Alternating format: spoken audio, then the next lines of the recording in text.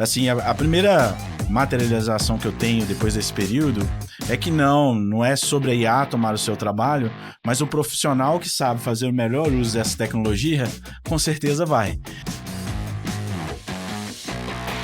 Olá pessoal, eu sou o Pacete, diretamente aqui do Febrabantech, em parceria com a CIT, nessa jornada de conteúdo falando sobre tecnologia, negócios, comportamento, reposicionamento de carreira e, óbvio, com a inteligência artificial generativa muito presente nas nossas conversas.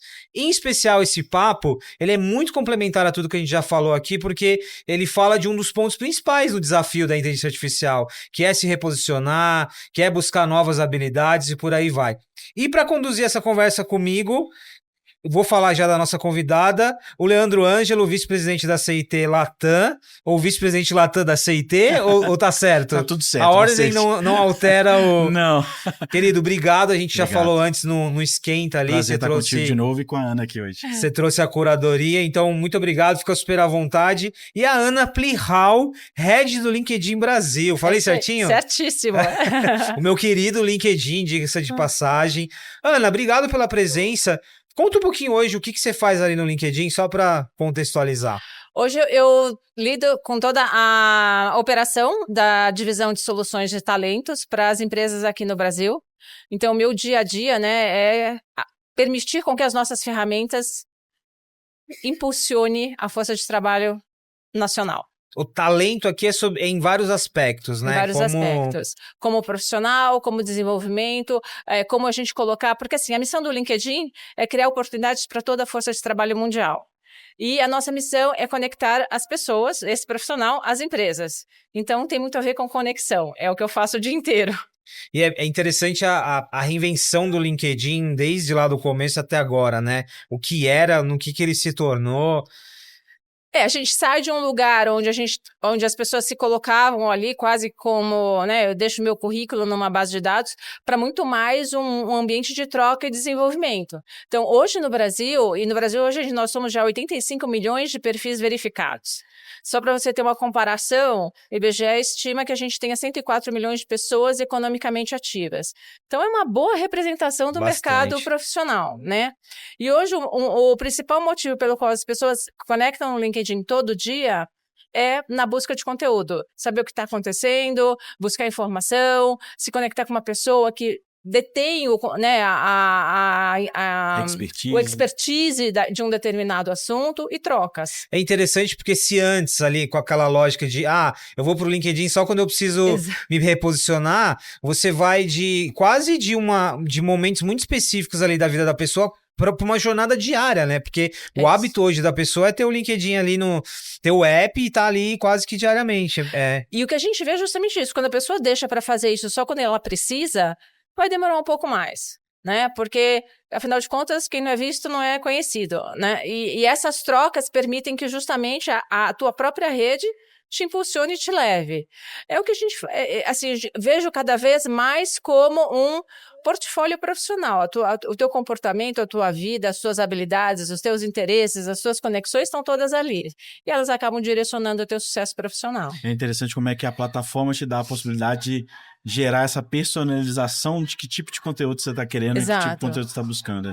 Porque a gente busca sempre ser muito relevante para o usuário, para o membro, né? Então, isso tudo faz parte da nossa filosofia de vida. Agora, Ana, considerando 85 milhões, essa quantidade de pessoas e de informação que tem ali, você acaba tendo muito insight, muita referência do que está acontecendo com o mercado, ou dos vários mercados ali.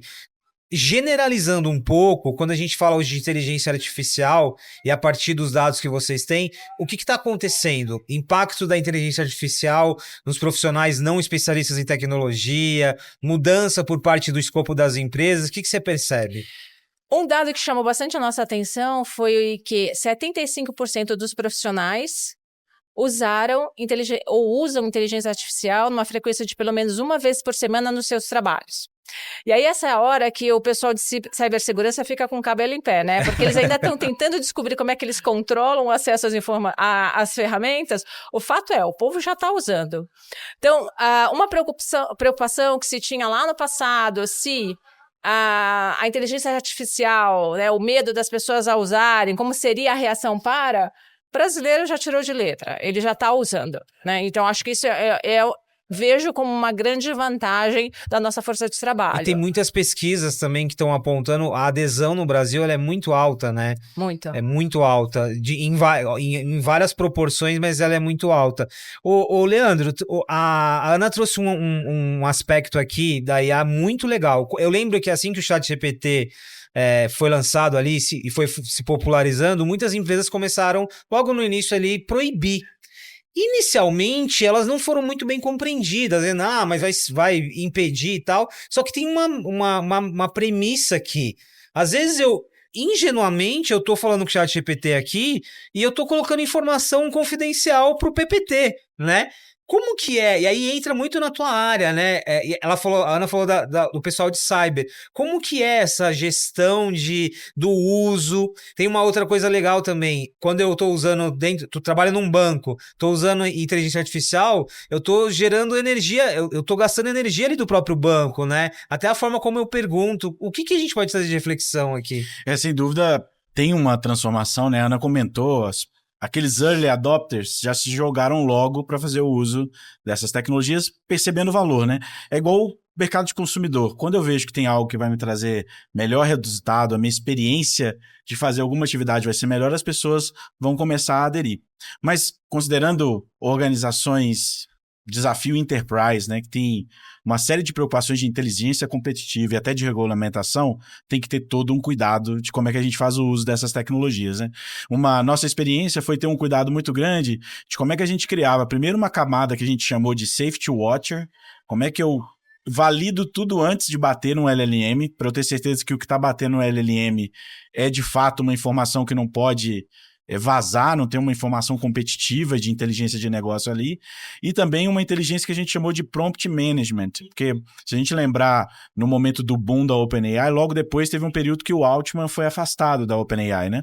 E as empresas, obviamente, OpenAI foi por onde todo mundo começou, uma preocupação grande, poxa, eu estou criando novas soluções de negócio em cima dessa plataforma, e essa instabilidade pode colocar em xeque o que eu estou fazendo, e as empresas também se preocuparam em ser multimodelos, e não estar presas a um único modelo, e aí você precisa ter uma inteligência de prompt para quando você faz essa alteração de um modelo para o outro, ser capaz de conseguir ter os mesmos resultados ali daqueles prompts ou daqueles agentes que você construiu. Nós fizemos uma entrevista aqui, Ana, com uma empresa chamada N5, e eles têm uma inteligência artificial, de novo, eu estou trabalhando num banco, e aí eventualmente eu pergunto para a inteligência, ela é um copilot, mas eu pergunto, você tem informações sobre a seleção brasileira? Olha, nesse momento, seleção brasileira não está no meu escopo, mas eu posso falar para você do seguro que você tem que vender.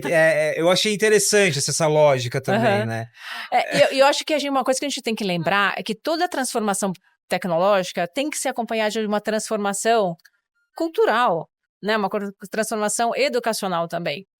Então, por mais que a gente trabalhe as questões e os filtros e que foi o que eu brinco, né, das áreas de tecnologia correndo atrás para poder disponibilizar de forma segura o acesso à inteligência artificial, um ponto que a gente vê como muito importante é a discussão do uso ético da inteligência artificial em todos os níveis. E aí, não só o uso ético, mas o uso responsável também, né? Então, eu acredito muito na combinação da tecnologia, mas na combinação da formação. E muitos dos cursos que a gente oferece no LinkedIn Learning tem a ver com isso. O que é um uso responsável? Que riscos você pode estar correndo sem saber que está correndo ao adotar essas ferramentas? Então, acho que as coisas têm que andar juntas. Ana, uma dúvida. Apesar de ser uma pergunta desafiadora, porque o LinkedIn é muito amplo ali, mas da sua percepção, você vê muito mais um lado de preocupação, talvez as pessoas analisando e falando ali sobre se eu vou ter emprego, se eu não vou, se a IA vai substituir ou não vai, ou você vê por outro lado, você estava falando nos bastidores, o pessoal correndo atrás, você vê por outro lado, o pessoal buscando curso, especialização, qual que é o equilíbrio aqui? Eu acho que, num primeiro momento, a gente teve muito desse discurso, desse debate, né? As IAs vão tirar vários empregos. Em 2024, pela primeira vez, a atualização ou a adição de habilidades, competências na plataforma superou a atualização de cargos e empresas onde eu trabalho. Né? Normalmente, a atualização mais frequente que a gente tinha era eu mudo de emprego, eu vou lá no LinkedIn e atualizo. No ano passado, e isso foi 140% superior ao que a gente tinha tido no passado. Então, foi uma corrida durante o ano na busca do conhecimento. A grande vantagem disso é que na hora que eu conheço, eu já não tenho mais medo, eu começo a dominar aquilo. E começo a entender como usar, e começo a ter conversas mais produtivas nesse sentido. Um outro dado interessante também que a gente descobriu, que diferente do que se esperava, que as funções de tecnologia fossem aquelas que mais adicionariam as competências de inteligência artificial, a primeira função que a gente viu, assim, a que mais atualizou, então a gente tem eu lembro das as quatro funções que mais atualizaram as suas competências IA. Designer gráfico, o segundo foi gerente de projetos, o terceiro foram especialistas de marketing e o quarto foram pessoas da área de pessoas, da área de recursos humanos. Que legal. Ou seja, são funções que de bate-pronto você não esperaria que não fossem seria tão buscar. óbvio, Não seria né? tão óbvio, exatamente, não seria tão óbvio. O que mostra a preocupação e a reação. Mais do que a preocupação, eu saio daquele momento de paralisia que o medo me traz e busco um meu autodesenvolvimento. Isso nos prepara para garantir a nossa empregabilidade, é o que eu falo. A gente tem que continuar atraente para o mercado. E o desenvolvimento da inteligência, pelo menos o que a gente viu na plataforma é que as pessoas foram, como eu falei, não sei se direcionada pelas suas empresas ou por iniciativa própria, mas quando a gente olha o indivíduo, houve uma preocupação em se atualizar. Leandro, uma dúvida aqui, e aí muito do teu olhar cross-indústria, né, em vários segmentos. O grande desafio hoje para as lideranças, você falou do escopo de recursos humanos, o desafio tá bom, eu entendi, eu preciso preparar o meu profissional para esse contexto de inteligência artificial, mas preparar em qual nível, assim, para quem é do jurídico, né? Que tipo de curso que existe para isso? Qual a formação? Para quem é do marketing? Qual que é? O que você percebe do que você vê, não só de profissionais que já estão bastante familiarizados, mas de profissionais de outras áreas que precisam falar com os times de CT também e precisam desse repertório? Como a Ana comentou, tem um desafio grande cultural, né, nessa transformação. E se a gente parar para pensar, como seres humanos, a gente está acostumado com evoluções incrementais. Exato. E quando chega com uma disrupção do Vamos passo a passo. Passo a passo. Você vai devagar. sentindo, né? Vamos devagar. E como a disrupção com AI ela é exponencial, as primeiras reações elas são um mix de medo e para aqueles early adopters tecnológicos um pouco de empolgação, mas ainda assim medo. E são os pontos que a gente comentou de será que a IA vai tomar meu trabalho e etc, né? Assim, a primeira materialização que eu tenho depois desse período é que não é sobre a IA tomar o seu trabalho, mas o profissional que sabe fazer o melhor uso dessa tecnologia, com certeza vai. Então, é uma jornada mesmo de reskilling e de adquirir conhecimento adicional do que essa tecnologia é capaz de fazer. E aí, nessa jornada, eu vejo que a gente reflete como um framework de adoção, né? Como é que eu adoto essas ferramentas? O primeiro passo, a Ana comentou, que é sobre letramento, é entender do que essa tecnologia é capaz, quais são as limitações que ela tem. GenAI se aplica a tudo? Não, ela é resposta para uma série de coisas, mas para outras tem respostas melhores. Então, essa primeira fase de letramento tem uma disposição de como é que eu incentivo o uso, a experimentação dentro daqueles fatores de segurança que a gente discutiu aqui um pouco antes. Então, como é que eu sou capaz de experimentar e testar e num ambiente que seja safe para nesses experimentos errar, falhar, mas ter um modelo de governança que eu consigo colher os aprendizados, que aí eu consigo pivotar ou escalar as soluções que estão dando mais certos. E quando a gente vê esse raciocínio, quando eu consigo criar esse ecossistema de inovação, seja no jurídico, seja em people, seja numa área core business, no caso da CIT, desenvolvimento de software, você começa a perceber as pessoas identificando dores e oportunidades no dia a dia dela e se jogando para construir soluções fazendo uso de IA.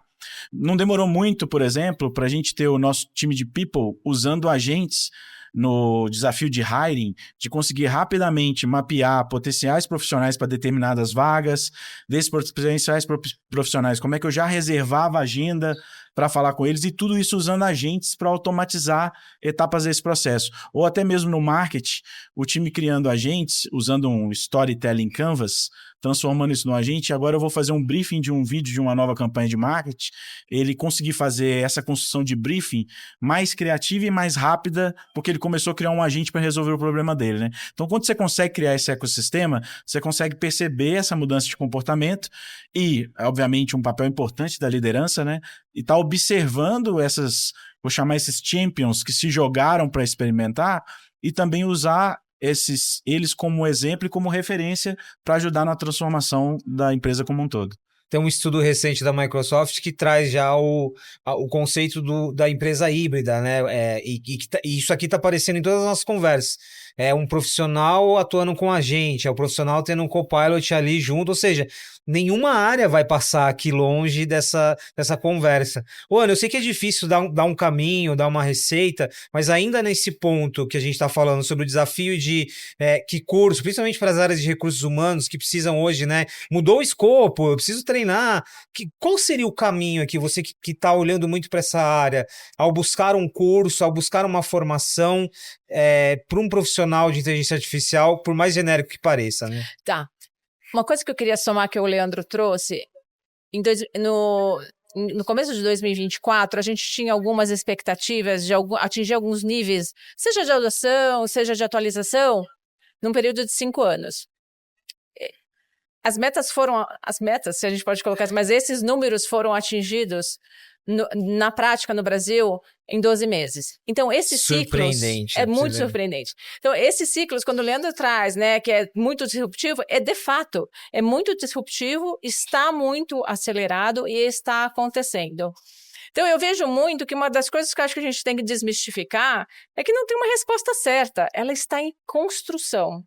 E esse ambiente de tentativa e erro, e que o erro seja um mecanismo de análise, conhecimento, a discussão para que a gente possa aprender é fundamental. Então, mais do que um caminho, curso A, curso B, curso C, primeiro você tem que olhar para a tua cultura. É uma cultura que absorve o erro como forma de aprendizagem? Porque ela tem que ser. Para a inteligência artificial ser bem posicionada, ela tem que ter esse ambiente de experimentação, né? A área de desenvolvimento de software usa muito isso, né? Você isola o ambiente e faz ali toda a sua experimentação. Fundamental. O que a gente viu na prática, naquelas empresas que hoje a gente olha e fala assim, estão mais avançadas ou conseguiram encontrar quase que empiricamente um caminho? Uma conversa muito aberta de que, primeiro, passa a ser um objetivo da companhia que a gente explore as alternativas que a inteligência artificial pode trazer. Então, é esse convite a essa curiosidade. Já que eu não tenho a fórmula pronta, estou convidando todo mundo a ajudar a escrever essa fórmula. E depois entra essa questão do letramento básico mesmo. O que é IA, quais são os riscos envolvidos, quais são os processos que eu devo observar, aonde que eu posso usar, o que eu não posso usar. E deixa-se um momento para as pessoas experimentarem, e testarem, e avaliarem, e sentirem, e irem descobrindo E aí depois, na sequência, aí você tem os diferentes ramos, né? Desde aquele cara que vai realmente codificar em IA, onde você já tem muito material disponível, até o advogado que tem que entender no dia a dia dele como ele pode usar. E outra coisa que eu acho que vale muito a pena, que a gente viu que deu muito certo, criar grupos de discussão. Então... Porque está muito no coletivo também, Exato. Né? E tem que ser, né? Porque não adianta eu resolver ou atuar de uma forma sozinho. Aonde a gente ainda vê que existe um grande desafio é na média gerência. A média gerência está um pouco que pressionada por uma demanda que ela não consegue controlar, ou demanda não, acho que por uma iniciativa que muitas vezes ela não consegue controlar do profissional que está buscando a inteligência artificial, e uma expectativa da alta liderança de que ele seja um grande impulsionador, né? E ele tem que entregar o resultado, além de tudo, né? Então ele vive esse momento. Então, se eu fosse chamar a atenção para uma camada, acho que do mundo profissional que merece um carinho neste momento, é para a média gerência. Sem dúvida, eu penso a mesma coisa sobre a camada média de gestão e, sei lá, se eu estivesse fazendo um grande programa de transformação, pudesse ter uma frase para cada camada, acho que para a camada de liderança executiva tinha que ser, seja o exemplo dessa transformação, para a gestão média deveria ser você é o pilar dessa mudança, que eles estão impulsionando essa transformação, né?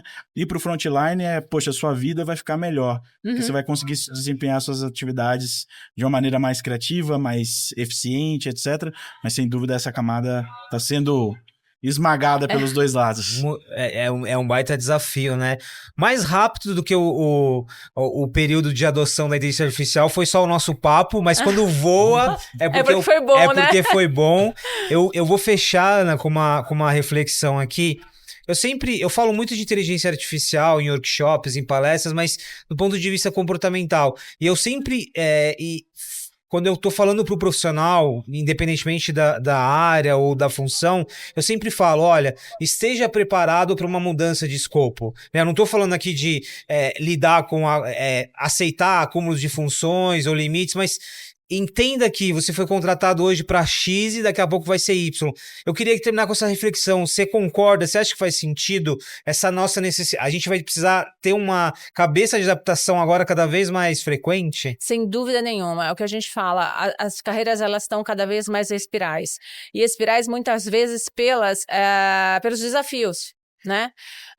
Espera-se, sim, que você pode não mudar de função, a sua função vai mudar a forma com que ela é feita. Então, as competências que você vai precisar para desempenhar exatamente a mesma função daqui a um ano vão ser diferentes. E ter essa cabeça aberta para ser um eterno aprendiz, eu uso muito essa expressão, né? Sejam curiosos e mantenham-se eternos aprendizes.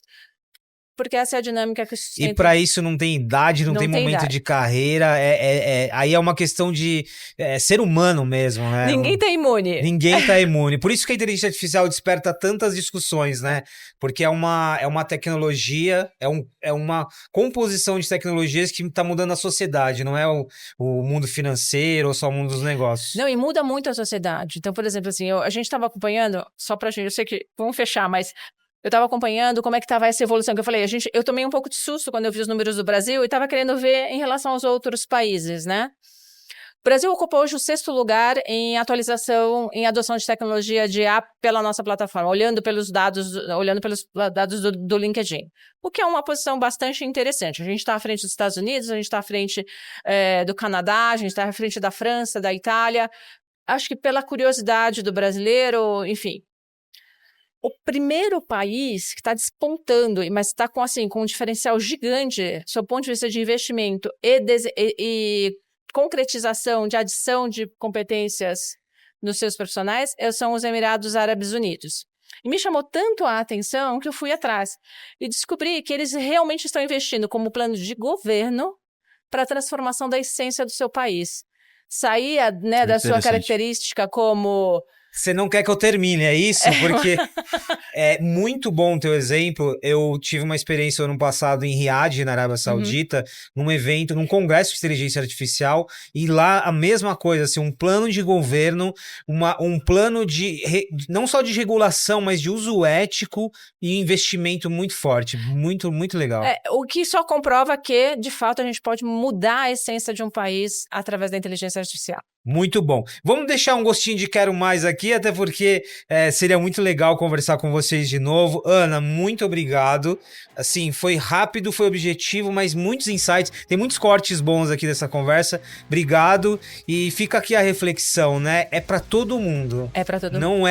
Não é para todo mundo, é uma mudança de sociedade. É isso aí. É isso aí. Muito obrigado. Lê, obrigado, cara. Obrigado. Foi um prazer e obrigado por ter vindo aqui. Foi ótimo. Foi ótimo. Quase fechando com chave de ouro aqui. Pessoal, esse foi mais um episódio diretamente aqui do Febraban Tech, nessa trilha de conteúdo sobre inovação, tecnologia, um papo muito bom aqui sobre repertório, carreira e colocando o LinkedIn no centro. A gente se encontra no próximo episódio. Muito obrigado.